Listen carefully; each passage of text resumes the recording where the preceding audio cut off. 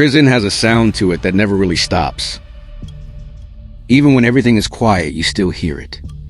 Pipes ticking inside the walls, distant metal doors closing, someone coughing 2 tiers down, the low hum of fluorescent lights that never fully turn off. I learned that sound during my first year at Black Ridge Correctional Facility. Black Ridge wasn't a place you saw on the news. No riots, no famous inmates, just an old concrete prison built in the 1950s, sitting miles away from the nearest town. Most of the buildings hadn't been renovated since they were first poured, and parts of the prison were quietly shut down when they became too expensive to fix. One of those places was Cell Block D. Everyone knew about it, nobody talked about it. Officially, it was closed due to structural issues. Cell Block D sat at the far end of the compound, sealed off behind a locked steel gate. Unofficially, guards avoided it for reasons they never explained.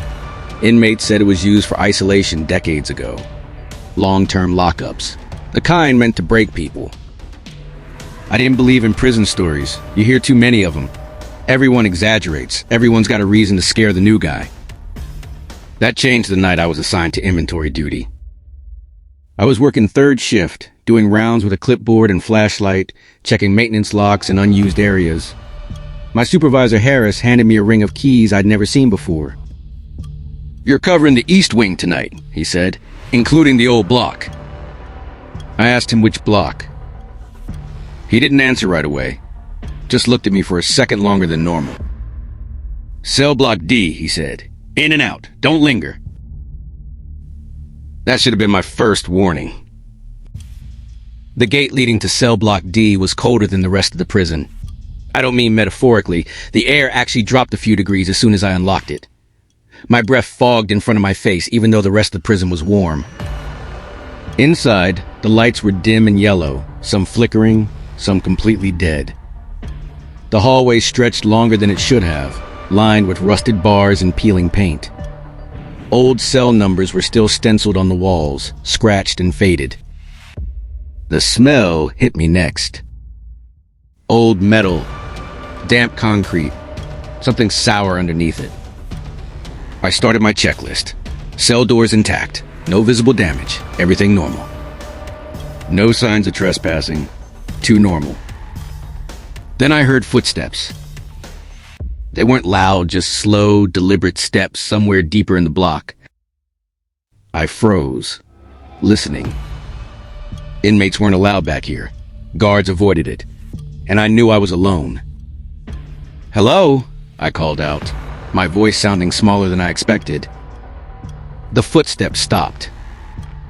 I told myself it was the building settling. Old structures made noise. Everyone knew that. I finished the inventory faster than I should have and headed back toward the exit. That's when I passed Cell 17. Its door was open. All the others were locked shut, rusted solid. But Cell 17 stood wide open, its hinges creaking softly, as if it had just been moved. Inside, the cell was empty, except for scratch marks on the walls. Hundreds of them. Tallies, lines, symbols I didn't recognize. Some carved deep into the concrete. On the back wall, written in something dark and flaky, were the words, "Still counting." I stepped back and nearly dropped my flashlight when I heard breathing. Not mine. It was coming from inside the cell. Slow, controlled, like someone trying very hard not to be noticed. I didn't investigate. I didn't call out again. I turned around and walked back down the hallway, forcing myself not to run. Behind me, the breathing followed. Not closer, not farther, just there. When I reached the gate, I fumbled with the keys, my hands shaking so badly I dropped them twice. As soon as I stepped out and slammed the gate shut, the sound stopped. Like it had never been there. I reported the open cell door and the writing to Harris. He didn't look surprised. He just crossed Cell Block D off my checklist with a pen and said, "You're done there." The next morning, I asked another guard, an older guy named Morales, about Cell 17. He stared at me for a long moment before answering. "That cell isn't supposed to be on your route," he said. I told him it was open. Morales rubbed his face inside. "It always opens." According to him, Cell 17 used to hold an inmate named Reed, no first name on record. Reed had been placed in long-term isolation for attacking other inmates without warning. He never spoke, never slept during normal hours. Guards said he stood facing the wall for days at a time, whispering to himself. Reed died in that cell. Official cause: heart failure. Unofficially, the guard who found him swore Reed was standing upright when he entered the cell.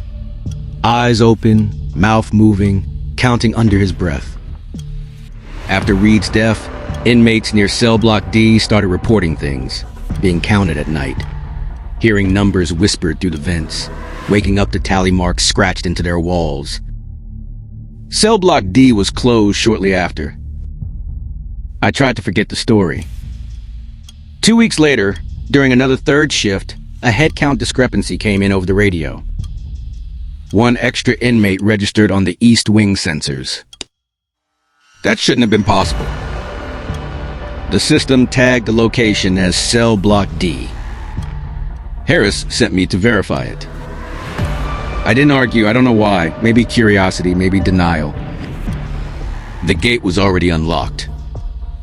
Inside, the lights were all on. Every single cell door stood open. I walked slowly, my radio crackling with static.